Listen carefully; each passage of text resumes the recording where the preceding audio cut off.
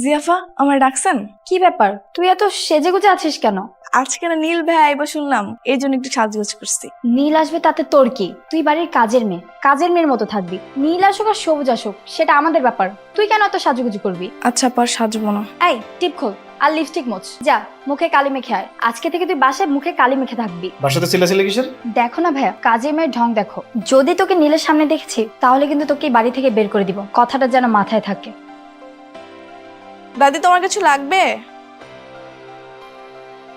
না রে, আমার কিছু লাগবে না, তবে তোকে লাগবে। এদিকায়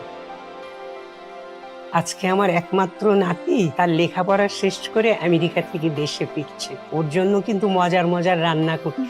আরে হ্যাঁ, তুমি কোনো টেনশন কইরো না, আমি বুয়ারে সকাল থেকে রান্না করে ঢুকাই দিছি। হ্যাঁ, সব ভাইয়ার মজার মজার খাওয়ানোর রান্না করতেছে। তোকে আর একটা কাজ করতে হবে, বাজারে গিয়ে ওই ঝুরা ঝুরা ফুলগুলো থাকে না, ওগুলো আনতে হবে। ওগুলো ছিটিয়ে আমার নাতিকে বরণ করবে। যা বাজারে গিয়ে ফুলগুলো নিয়ে আয়। শোন, গাড়িতে যাস কিন্তু, ড্রাইভারকে বলা আছে। ভাই অনেকগুলো ফুল দিয়ে আমাকে একটা ফুলের তোড়া বানিয়ে দাও তো। সরি স্যার, সব ফুল বিক্রি হয়ে গেছে, দেওয়া যাবে না। বিক্রি হয়ে গেছে মানে? সম্ভব না স্যার, কইলাম না। দেখেন ভাই, আমার দাদিমায়ের সাথে আমার 8 বছর পরে দেখা হচ্ছে, আমার একটা ফুলের তোড়া লাগবেই লাগবে। সরি, সাইড ম্যাডাম আইছে।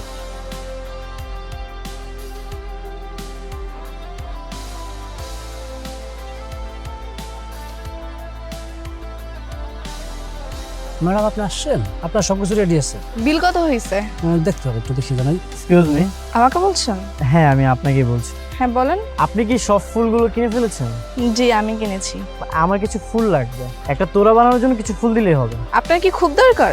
হ্যাঁ খুব দরকার। ভাই এক কাজ করেন তাহলে, ওনাকে একটা তোড়া বানানোর মতো ফুল রেখে বাকিগুলো সব গাড়িতে ওঠান। আপনার নামটা কি আমি জানতে পারি? কেন, নাম জেনে আপনি কি করবেন? এখন নাম জানতে চাইছেন, একটু পর নাম্বার চাইবেন, তারপর বলবেন বাসা কোথায়, এটা সেটা আরো কত কি। শুনেন, এসব ফাও পেঁচাল আমার সাথে পারবেন না। আপনি হেল্প চেয়েছেন, আমি হেল্প করছি। আরে ভাই, ফুলটা ওনাকে দিয়ে দিন। উপর থেকে ফুল দিবা? যাও না, নিচে যাও। না না, নিচে যাওয়া নিষেধ, পরে আবার লাইলা আপু আমাকে বকাবকি করবে। আচ্ছা এখান থেকেই দে, এটাও কিন্তু দারুণ হবে। হুম।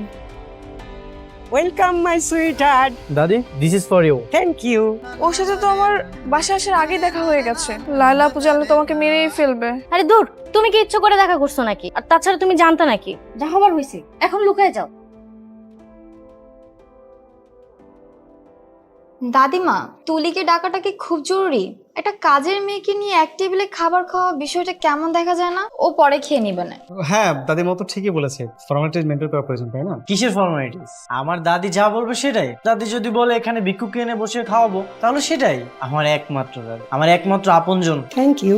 এই তুলে, জি দাদিমা। নতুন বইয়ের মতো মাথায় ঘোমটা দিয়েছিস কেন? বাসায় পরপুরুষ আসছে তো, এই জন্যই পর্দা করতেছি। সমস্যা নাই, কি লাগবে তোমার বলো দাদি। আমার কিছু লাগবে না। তুই খাবি না আমাদের সঙ্গে? খেতে বসবি না? পরে খায়নি মনে একলা, তোমরা খায় না। তো ঠিক আছে, যা খেয়ে নিস কিন্তু মনে করে। আচ্ছা। দাদি, কাজের মেয়েটা অনেক ইন্টারেস্টিং তো।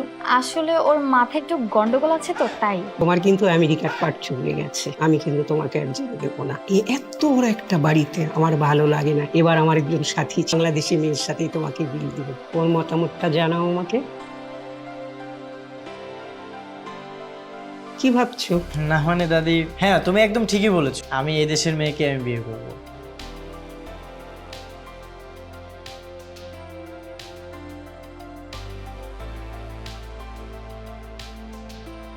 হাই নীল। হাই।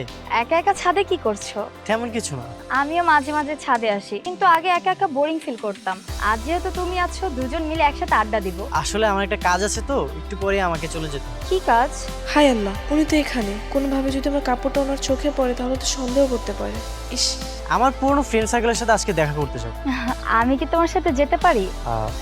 সরি, যাওয়া যাবে না। আসলে ওদের সাথে এতদিন পরে দেখা হবে, আড্ডা দিব, মজা করব, আর তুমি গেলে তো আনিজি ফিল হবে, এই জন্য। আচ্ছা তুমি তাহলে থাকো, আমি যাই। উফ, কি হয়েছে? এই দেখো তো আমার চোখে কি যেন গিয়েছে। আমার ফ্রেন্ডরা না বারবার কল করতেছে, তুমি বরং নিচে গিয়ে দেখো তোমার চোখে কি হয়েছে। আমার না তারা আছে।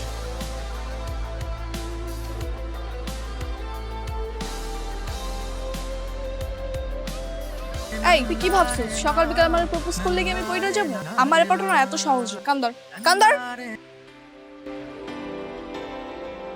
হাই, কি ব্যাপার এভাবে উল্টো ঘুরে গেলেন যে? আরে তাই তো, কি বলবেন বলেন। ও আমরা কথা বলতে আসলে এফটিজি, আর উনি যে আসলো কি বলেন আহা কি প্রেম। এবার কিন্তু তোর জুতা দিয়ে পিরামো, যা। ওরা কি আপনাকে এভাবেই সারাদিন জ্বালায়? হ্যাঁ ওই একটু আমি তাহলে এখন আসি। শোনেন, আপনার সাথে আমার একটু জরুরি কথা আছে। বলেন।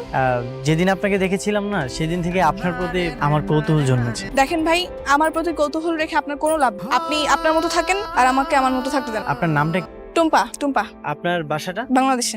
বাংলাদেশ তো বুঝলাম, কিন্তু বাংলাদেশের কোথায়? এই তো হবে এখান থেকে 4-5 কিলো। 4-5 কিলো হলে তাহলে আপনার ড্রেস আমাদের বাসার ছাদের দড়িতে কিভাবে আসে? যেখানে ভাগের হয় সেখানে সকাল হয়। আচ্ছা ঠিক আছে, তাহলে আপনি আপনার রাস্তা যান, আমি আমার রাস্তা যাই। হ্যাঁ বাই। এখন আর কোনোভাবে দেরি করা যাবে না। দাদিমার সকল স্থাবর অস্থাবর সম্পদের মালিক কিন্তু নীল। তোকে যেভাবে হোক নীলকে হাত করতে হবে। আমি তো চেষ্টা করছি, কিন্তু কি করব বলো, ও আমার দিকে তাকায়ই না, কেমন যেন ইগনোর করে। আরে বাবা, ও তাকায় না, তুই তাকানোর কাজ কর না। সবসময় সামনে সামনে থাকবি, পাশাপাশি ঘুরবি, এগিয়ে এমনিতে তোর দিকে তাকাবি। এই দাঁড়া, কোথায় যাচ্ছিস তুই? আর হাতে এসব কি? আঠাগুলো ভিজা গেছে, এগুলো রোদে শুকা দিব সাথে। কি রে, তোকে না বারবার করে বারণ করেছি এসব ভালো পোশাক তুই পরবি না, আবার তুই সাজগোজ করেছিস, আবার মাথায় ঘোমটা দিসনি, লিপস্টিক মোচ। এই লাইলা, তোর সাজগোজ আমি বের করছি। তুমি আমাকে ডেকেছো? হ্যাঁ ডেকেছি। এই তুই জায়গা থেকে যা। এটা কে? আরে ও হচ্ছে বাড়ির কাজের মেয়ে। ওর এই অবস্থা কেন? এই তো আটা নিতে যে মুখের উপর পড়ে গিয়েছে। তুই যা ফ্রেশ হয়ে তারপর আয়। যা যা যা। আচ্ছা, তুমি জানি কি বলতে চেয়েছিলে? ইয়ে মানে বলছিলাম, দাদি তো সেদিন তোমাকে বললো এদেশি মেয়ের সাথে বিয়ে দিবে, তো তুমি কি ভেবেছো? ভেবেছি এদেশের মেয়েকে আমি বিয়ে করব, আর এটা আমি দাদিকেও বলে দিয়েছি। তা তোমার কোনো পছন্দ অপছন্দ আছে? হ্যাঁ আছে। কে সে মেয়ে? সেটা সময় হলে জানতে পারবে। নিশ্চয়ই আমাকে পছন্দ করে। ইস, কবে যে বেচারা মুখ ফুটে বলবে, আর আমি সেদিন খুশিতে আত্মহারা হয়ে যাব। তুমি এসেছো, থ্যাংক ইউ। এই শোনো, তোমার সাথে আমার কিছু কথা ছিল। জি বলেন। কি ব্যাপার, তুমি ওদিকে ফিরে আছো কেন? তুমি কি কাউকে মুখ দেখাও না নাকি? না। ভালো তো, পর্দাশীল নারী। তবে দাদির মুখে শুনেছি তুমি নাকি সবসময় পর্দা করো না। আমি আসার পর থেকেই আমার সামনে পর্দা করতেছি। না, ওই মাঝে মাঝে করি, আবার মাঝে মাঝে করি না। আচ্ছা যাই হোক, আমার কথা সেটা না, কথাটা হচ্ছে তোমার একটা হেল্প লাগবে। কি হেল্প? এই এলাকাতে অপরূপ একটা মেয়ে আছে, তার নাম ঠিকানা অবশ্য আমি কিছু জানি না, তবে আমি যদি তাকে একবার দেখতে পারি আমি তাকে চিনতে পারবো। তো তুমি আমাকে একটা আইডিয়া দাও তো, আমি তাকে কিভাবে খুঁজে বের করবো। আমাকে একটা হেল্প করো তো। এই বেড়া দিয়ে আমার কথা কইতাছে, এটা যে আমি এটা তো 100% শিওর, কিন্তু তখন আমি হারে কি করে হেল্প করবো? কি ব্যাপার, কোনো আইডিয়া দাও। আরে আপনি ওই মাইয়ারা ভুলা যান, আপনি আরো ভালো মায়া পাইবেন। ধুর, তুমি তো কোনো কাজেরই না। তোমার কাছে আমি ভালো একটা আইডিয়া ছিলাম আর তুমি আমাকে উল্টা কথা বলতেছো। যাও এখান থেকে যাও, তোমার কাছে কোনো কাজই হবে না। ঠিক আছে, তাহলে আপনি খুঁজেন। ভাই, আরে কি বস, আবার ফুলের তোলা লাগবে নাকি? না না, আজ আর ফুলের তোড়া লাগবে না, আজকে তোমার একটা হেল্প লাগবে। জি বলেন। সেদিন যে মেয়েটা তোমার থেকে ফুলের তোড়াগুলো নিয়েছিল, তার ঠিকানা বা নাম্বার তোমার কাছে আছে? না, আমি নাম্বার তো সেভ করি নাই, ঠিক না, জানি না। নাই না? না স্যার।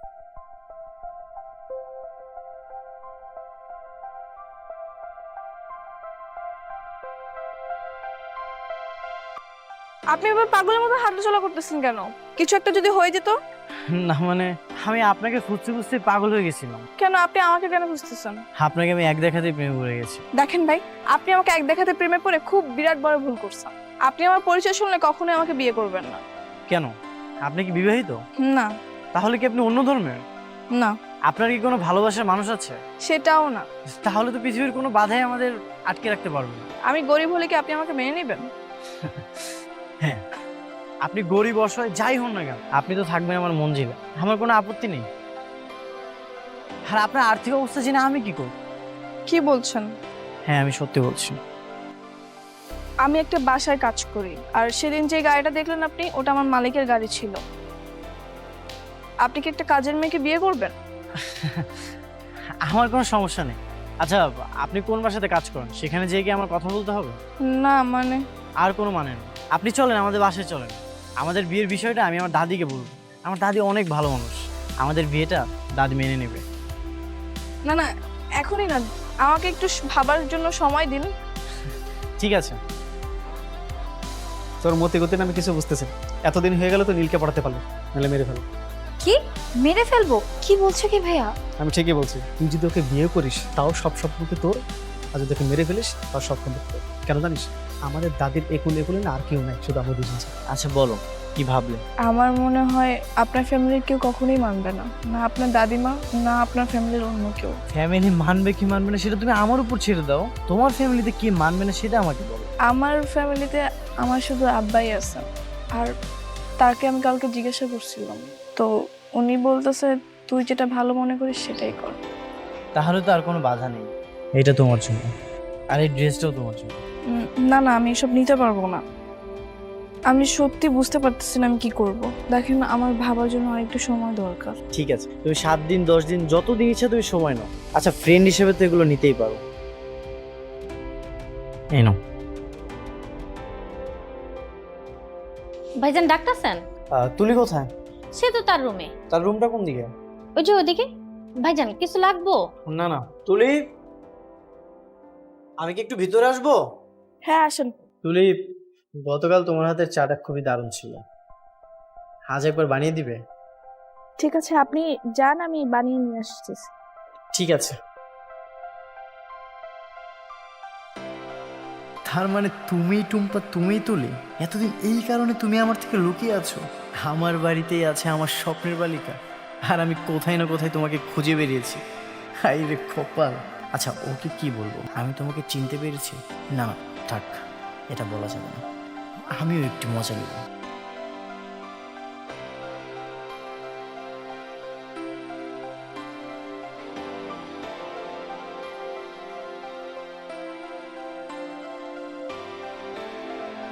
কিরে ভাইয়া, কোন মেয়ে নাকি তোকে পছন্দ করেছে? দাদি তুমি এসব কি করে জানলে? দাদির কানটা খুব শার্প, সব কিছুই কানে আসে। আসলে দাদি পছন্দ করে বলতে আমি নিজেই তাকে অনেক পছন্দ করি। কিন্তু ভাইজান তুমি তো না জেনে গোবরে পা দিয়ে ফেলেছো। এই দেখো পর্দা ফাঁস। এইসব হচ্ছেটা কি? দাদি তোমার এই আদরের চাকরানি কি করেছে জানো? ছদ্মবেশে তোমার নাতির সাথে প্রেম নিবেদন করেছে। থামো দাদি, ওর কোনো দোষ নেই। আরে ওর কোনো দোষ আছে কিনা আছে তুমি কিভাবে জানবা? দাদিমা শোনো, মেয়েটা প্রত্যেকটা দিন ওর নিজের পরিচয় গোপন করে ওর সাথে প্রেম করে চলেছে। ইতিমধ্যে মহলার লোকজন জানাজানি হয়ে যাওয়ার পরে আমাদের নামে সিসি করছে। মিশা ভাই, আপনি এত কিছু না জেনে কোনো কিছু বলবেন না। একদম চুপ। তুলি, ওরা যা বলছে সেটা কি ঠিক? দাদি মানে ইয়ে মানে কি করছিস? তোর লজ্জা করে না? বেয়াদব মেয়ে। তোকে বারবার করে বারণ করেছিলাম যে তুই ওর থেকে দূরে থাকবি, আর তুই কিনা সবার চোখের আড়ালে গিয়ে এসব করে বেড়াচ্ছিলি। ওর বাবাকে খবর দে। দাদি তুমি আমার কথাটা শোনো। একদম চুপ। ব্রিটিশ আমল থেকে এই এলাকায় আমাদের বংশের একটা সুনাম আছে, সেই সুনাম কেউ ক্ষুণ্ণ করলে আমি তাকে একদম মাফ করব না। তো তুমি কি করতে চাচ্ছ?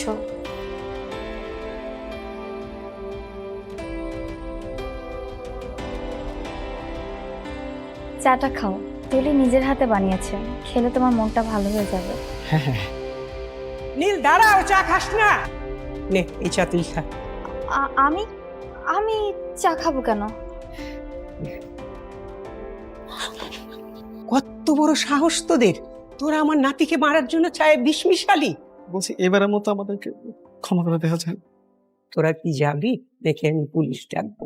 পুলিশের না থাক দাদি, আমি যাচ্ছি। যা।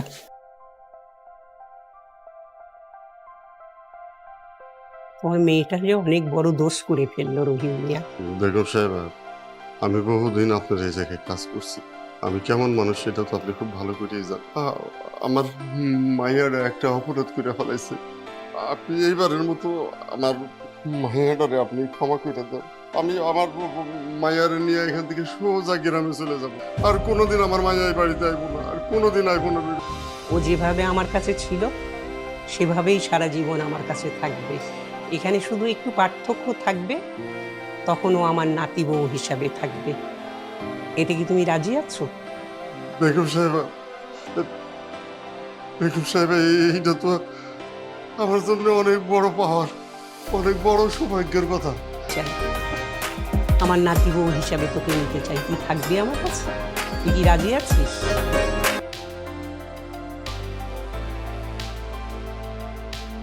অবশ্য সেদিন না গিয়ে ভালো হয়েছিল। সেদিন মনে হচ্ছিল আমি আমার একটা ফ্রেন্ডকে নিয়ে যাচ্ছি, আর আজ আমি আমার লাইফ পার্টনারকে নিয়ে যাবো।